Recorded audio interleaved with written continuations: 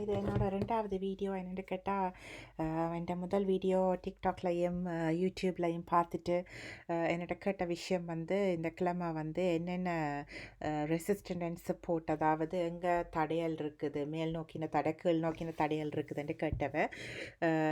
அப்போ அதில் நான் செக் பண்ணி போட்டு நான் உங்களுக்கு சொல்லுறேன். என்னென்னு கேட்டால், இப்போ இதில் வந்து கொஞ்சம் கீழே இறங்குறதுக்கான சந்தர்ப்பங்கள் இருக்குதுன்னு நான் உங்களுக்கு முதல் வீடியோவில் சொல்லியிருந்தேன். நான் அந்த அப்படி இறங்கிச்சுதுன்னு சொல்லி சொன்னால், நீங்கள் பார்க்க வேண்டிய விஷயங்கள் வந்து 3000க்கு 3274, 3274, 3270க்கு இறங்கும்.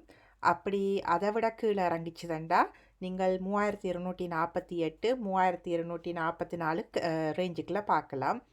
அதையும் கீழே விட இறங்கிச்சுதுன்னு சொல்லி சொன்னால் 3222, 3204க்கு கிட்ட வரும்.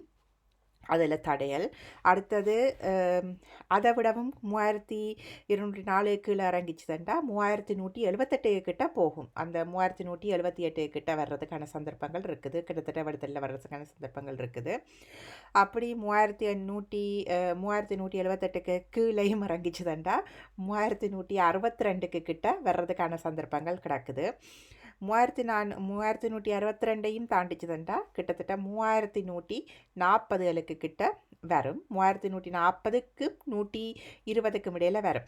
அப்போ இப்போ இந்த ரேஞ்சுகளை பாருங்கோ. இந்த ரேஞ்ச், இந்த ரேஞ்ச், இந்த ரேஞ்ச், இந்த ரேஞ்ச், சரி, 3140, 3220க்கு கிட்ட வரும். சரி, அப்படியே இதுக்கு மிஞ்சியும் கீழே இறங்க போகிறார், இந்த பெரிய கோட்டை விட்டு கீழே தாண்ட போகிறாருன்னு சொல்லி சொன்னால், அதாவது எங்கட இந்த நான் சொன்னதான் எங்கட இறங்குற ஏணி, இந்த இறங்குற ஏணியில் வந்து இவர் இதை விட கீழே இன்னும் இறங்க போகிறார் என்று சொல்லி சொன்னால், இந்த இந்த தடையை தாண்டி கீழே இறங்க போகிறாருன்னு சொல்லி சொன்னால் கிட்டத்தட்ட நீங்கள் வந்து 3060, அடுத்தது வந்து 3060 கிட்ட இறங்கும். 3050 கிட்ட இறங்கும். 3060 எங்கே இந்த இதில் வந்து இந்த 3060, 3060, 3050க்கு கிட்ட. அதுக்கு பிறகு 2980க்கு கிட்ட இறங்கும். 2950க்கு கிட்ட இறங்கும். அப்போ இது மட்டுக்கும் வரும் 2950, இது மட்டுக்கும். அப்போ இதில் வந்து நிற்கும். சரி, அப்போ இது மட்டுக்கும் இந்த இதில் இருக்கிற எங்களோட அடுத்த ரெசிஸ்டன்ட் லைனை தாண்டும். சரி, அதாவது ரெசிஸ்டன்ட் இல்லை, சாரி, சப்போர்ட். அப்போ இதுக்கு கிட்ட இதை பிரேக் பண்ணிக்கொண்டு, இந்த சப்போர்ட்டை பிரேக் பண்ணிக்கொண்டு வடத்தில் வந்து நிற்கும். சரி, இதுகள் தான் என்னோடய ரேஞ்ச். வந்து இது வந்து நீங்கள் கீழே போகிறதுன்னு சொல்லி சொன்னால், மேலே போகிறதுன்னு சொல்லி சொன்னால் எங்கெங்கே போகுதுன்னு சொல்லி சொன்னால், இப்போ எங்களுக்கு இடத்துல கிட்டத்தட்ட 3500 கிட்ட இருக்குது. அப்போ 3306லேருந்து 3310க்கு வர்றதுக்கான சந்தர்ப்பங்கள் இருக்குது. அதுக்கு பிறகு 3310 விட மேலே போயிட்டுதுண்டா 3320 மட்டுக்கும் போகும்.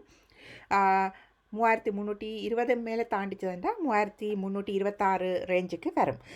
அதே மாதிரி 3332, 3340 கிட்ட ஏறி 3350, 3365, 3376 கிட்ட வரும்.